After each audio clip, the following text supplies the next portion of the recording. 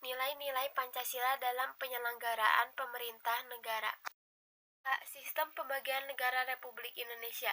1. Macam-macam kekuasaan negara Republik Indonesia. Konsep kekuasaan tentu saja merupakan konsep yang tidak asing bagi kalian. Dalam kehidupan sehari-hari, konsep ini sering sekali diperbincangkan, baik dalam obrolan di masyarakat maupun di dalam cerita di media, cetak maupun elektronik.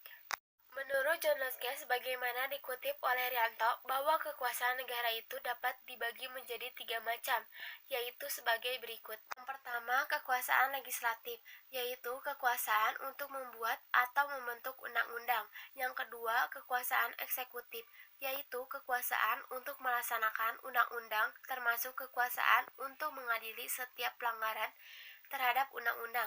Yang ketiga, kekuasaan federatif, yaitu kekuasaan untuk melaksanakan hubungan luar negeri.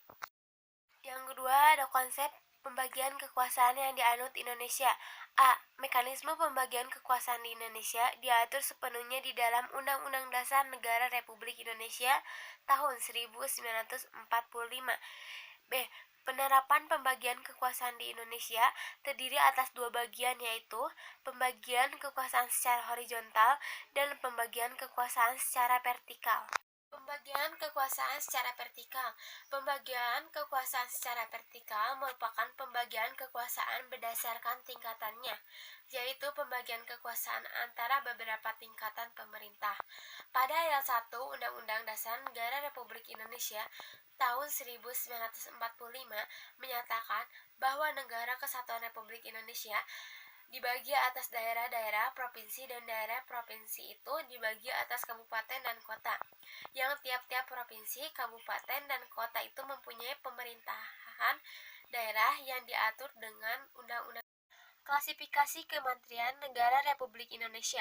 A. Kementerian yang menangani urusan pemerintahan yang non-kementerian atau nama kementeriannya secara tegas disebutkan dalam Undang-Undang Dasar Negara Republik Indonesia tahun 1945 adalah sebagai berikut.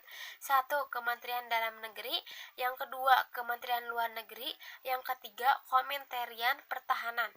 Lembaga pemerintahan non-kementerian. 1. Arsip Nasional Republik Indonesia. 2. Badan Informasi Geospasial.